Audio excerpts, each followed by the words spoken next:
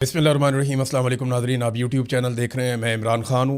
ईरानी leader की शहादत कैसे हुई, पहले इसके बारे में बात करेंगे। फिर पाकिस्तान में उसके बाद क्या रद्द-ए-अमल आ रहा है और अब ईरान को मुस्तकबिल में किन चैलेंजेस का सामना करना पड़ेगा, दुनिया किस तरफ जा रही है और हालात इस वक्त हर तरफ किस तरह के हैं।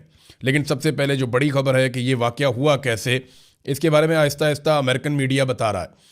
एक तो इसमें कुछ अमेरिकी मीडिया ने यह भी दावा किया कि अरब हुक्मरान, ख़ास तौर पे मोहम्मद बिन सलमान का नाम आया कि उनसे डोनाल्ड ट्रंप की मुशावरत हुई और राब्ते हुए थे इस वाक़े से पहले। और वहाँ ये दावा किया जा रहा है, हालांकि सऊदी अरब की जानिब से किसी किस्म की कन्फर्मेशन नहीं है और ना सऊदी अरब ने इसके ऊपर कोई बयान जारी किया है, तो वो इंतज़ार करना पड़ेगा। लेकिन वो अरब हुक्मरानों को भी इसके अंदर लपेट रहे हैं। ईरान के ऊपर अटैक में अरब हुक्मरानों की मर्ज़ी शामिल थी, जबकि कुछ अर्सा पहले हमने ये खबर भी दी थी और सऊदी अरब में और अरब ममालिक के जो अखबारात हैं उनके अंदर ये छपा भी था कि सऊदी अरब ने अमेरिका को ईरान पर हमले के लिए अपनी एयर स्पेस देने से मना किया था। बहरहाल ये जो खबर आई है, न्यूयॉर्क टाइम ने ये इंकशाफ किया है। लोकेशन के बारे में दुरुस्तगी पाई जाती थी कि जनाब ये मालूमात बिल्कुल ठीक हैं, इसराइल के साथ शेयर की। पहले इसराइल और अमेरिका का इरादा था कि रात के वक्त हमला किया जाए। नाज़रीन, जो मामला शुरू हुआ था ईरान में रजीम चेंज ऑपरेशन करने से, वो मामला ऐसा लगता है कि ईरान में तो हुकूमत नहीं गिरी, ना हुकूमत तब्दील की जा सकी। सिर्फ आयतुल्लाह अली ख़ामनेई को शहीद किया गया और उसके बाद उन्हीं की तरह का उनका बेटा आ गया। पहले डोनाल्ड ट्रंप ने कहा कि मुझे काबिल कबूल नहीं है, अब डोनाल्ड ट्रंप उनसे मुज़ाकरात की बात भी करता है। लेकिन मामला ये है कि जहाँ पर हुकूमत ईरान की गिराई जानी थी, जो दो हुकूमतें ये काम करने के लिए चली थी, एक अमेरिका और एक इसराइल, वो दोनों ख़तरे में पड़ गई। अमेरिका के अंदर डोनाल्ड ट्रंप के साथ क्या हो रहा है और इसराइल में नेतन्याहू के साथ क्या हो रहा है, ये एक बड़ी अजीबोगरीब सिचुएशन है कि इन दोनों मुल्कों ने ईरान में रजीम तब्दील करना था, लेकिन इनके अपने रजीम ख़तरे में आ गए हैं। सबसे पहले तो आप ये देखें कि डोनाल्ड ट्रंप के साथ क्या हुआ। रिपब्लिकन पार्टी के अंदर, जो डोनाल्ड ट्रंप की अपनी पार्टी है, और अमेरिका के मीडिया के अंदर डोनाल्ड ट्रंप की शदीद मुखालफत पैदा हो चुकी है और किसी सूरत भी डोनाल्ड ट्रंप अब इस पोजीशन में नहीं है कि मिड टर्म इलेक्शन जीत सके। और डोनाल्ड ट्रंप के ऊपर लगातार एक तलवार लटक रही है कि डोनाल्ड ट्रंप का मुहासबा किया जा सकता है। यानी डोनाल्ड ट्रंप ने यह खुद भी कहा कि मेरी इम्पीचमेंट हो सकती है, और इसकी वजह सिर्फ ये जंग नहीं है, एप्स्टीन फाइल और उसके बाद बनने वाली सिचुएशन, और फिर पूरे अमेरिका को एक ऐसी जंग में धकेल देना जिससे ना सिर्फ अमेरिका को शर्मिंदगी हुई बल्कि अरबों डॉलर का नुकसान भी हो गया और अमेरिका के अरब ममालिक के साथ ताल्लुकात और खलीजी ममालिक में अमेरिका की जड़ें वो उखड़ गई हैं, बहुत कमज़ोर हो गई हैं। ये सब कुछ डोनाल्ड ट्रंप के खाते पड़ेगा। तो हालत ये है डोनाल्ड ट्रंप की कि अब वो मुल्कों से मदद मांगते फिर रहे हैं। डोनाल्ड ट्रंप ने 5 मुल्कों से मदद मांगी। देखिए ना, एक वक्त ऐसा था कि अमेरिका किसी मुल्क से बात करता था, मदद मांगता था, तो वो बड़ा ऑनर फील करते थे। ज़ेलेंस्की का स्टेटमेंट अगर आप देख लें, ये कुछ अर्सा पहले जब डोनाल्ड ट्रंप नया नया अमेरिका का सदर बना, तो यही ज़ेलेंस्की जो है, ये जब वाइट हाउस में आया तो डोनाल्ड ट्रंप ने इसे काफ़ी शर्मिंदा किया था। बड़ी अजीबोगरीब सूरत हाल हो गई थी। आज वही ज़ेलेंस्की जो है उससे मांगे जा रहे हैं कि हमें ड्रोन दें, हमारी मदद करें, और उसके बदले में उसको भी कुछ चाहिए। अब वो एक बेहतर डील चाहता है। एक दौर था कि अमेरिका ये कह रहा था कि यूक्रेन के जितने भी मिनरल्स हैं उस पर हमारा हक है, हमें वो दिए जाएं, और आज सूरत हाल क्या है। ये तो चले यूक्रेन की बात है, लेकिन अमेरिका ने जिन 5 बड़े ताकतवर मुल्कों से मदद मांगी, उनमें एक चाइना है, एक फ्रांस है, एक बरतानिया है, एक जापान है और एक जनूबी कोरिया। इनसे मदद मांगी, चाइना ने साफ इनकार कर दिया। फ्रांस ने कहा जी हमने तो अपने हथियार नहीं भेजे। बरतानिया का स्टेटमेंट भी मुबहम सा है, वो इस लड़ाई का हिस्सा बनना नहीं चाहते, वो पहले ही मना कर चुके थे। जापान ने कोई अभी तक जवाब दिया नहीं और कोरिया ने भी कोई वाज़ेह जवाब नहीं दिया। तो आप अंदाज़ा करें कि जिन मुल्कों से डोनाल्ड ट्रंप ने नाम ले लेकर मदद मांगी, वो मुल्क भी जवाब नहीं दे रहे, और जो रजीम तब्दील करने चले थे उनका अपना रजीम खतरे में पड़ गया। अब आ जाए नेतन्याहू पे, तो नेतन्याहू गायब है।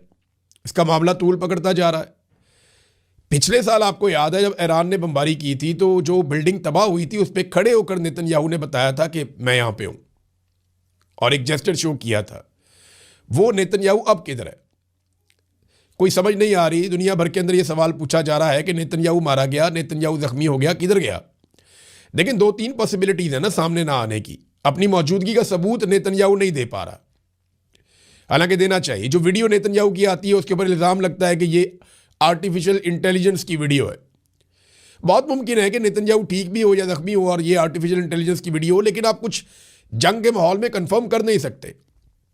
सामने क्यों नहीं आ रहा?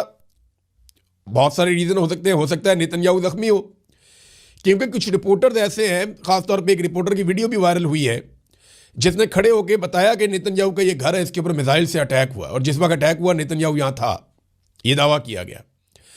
अब या तो नेतन्याहू जख्मी है, या वो मारा गया है, या वो अपनी जान बचाने के लिए हाई सिक्योरिटी के अंदर है, जहाँ से वो अपनी वीडियो भी जारी नहीं करना चाह रहा फिलहाल, और नेतन्याहू शायद किसी पे भरोसा नहीं कर रहा। जबकि ईरानी पासदाराने इनकलाब, ये जो ईरानी फोर्सेज हैं, उन्होंने ऐलान किया है कि हम नेतन्याहू को ढूंढ कर निशाना बनाएंगे, हम नहीं छोड़ेंगे। क्योंकि ईरानी क़यादत को कत्ल किया इसराइल ने और अमेरिका ने मिलकर, तो वो कहते हैं नेतन्याहू को हम नहीं छोड़ेंगे। एक और बड़ा इंपॉर्टेंट स्टेटमेंट है जो ईरान की जानिब से आया, वो स्टेटमेंट मैं आपको इसके बाद बताता हूँ। लेकिन अमेरिका के अंदर डोनाल्ड ट्रंप के लिए चैलेंजेस इतने बढ़ गए हैं कि उन्होंने लोगों को धमकाना शुरू कर दिया है। ख़ास तौर पे अमेरिकी मीडिया को निशाना बनाया जा रहा है और ये कहा जा रहा है कि जो आपके लाइसेंस हैं वो मनसूख कर दिए जाएंगे मीडिया के, अगर आपकी रिपोर्टिंग पे हुकूमत को एतराज़ होगा। हुकूमत को एतराज़ ये है कि वो उनको लगता है कि सही रिपोर्टिंग नहीं हो रही, फैक्ट्स सही तरह बयान नहीं किए जा रहे, बल्कि ईरान की गुड्डी चढ़ाई जा रही है और डोनाल्ड ट्रंप को और अमेरिका को इससे नुकसान हो रहा है। इसी तरह पाकिस्तान के अंदर भी पाकिस्तान की मिलिट्री एस्टेब्लिशमेंट पाकिस्तान की मीडिया को दबाती है, हर वक्त दबाती है। कभी हुब्बुल वतनी के नाम के ऊपर, कभी गद्दारियों के सर्टिफिकेट बांट के, कभी मुकदमात करके, कभी करप्शन के नाम पे, कभी लाइसेंस के नाम पे, कभी किसी और मामले में ब्लैकमेल करके, तो मीडिया को पाकिस्तान की मिलिट्री एस्टेब्लिशमेंट दबाती है। ऐसे ही वहाँ पे अमेरिका में ये सिलसिला अब शुरू हुआ। अमेरिकन मीडिया, जिसे एक आज़ाद मीडिया कहा जाता है, देखते हैं वो इसके ऊपर कैसा रद्द-ए-अमल देता है। क्या वो डर जाते हैं, पीछे हट जाते हैं, या वो ज़्यादा और तेज़ रिपोर्टिंग कर देते हैं और रद्द-ए-अमल देते हैं कि जनाब ये लो, ये फैक्ट हैं, हम आपके सामने रख देते हैं। अमेरिकन मीडिया ने जो फैक्ट्स अब तक बताए हैं उनके मुताबिक अमेरिका ये जंग जीत नहीं रहा, और ये सौदा अमेरिका में नहीं बिक रहा कि ये अमेरिका की जंग थी।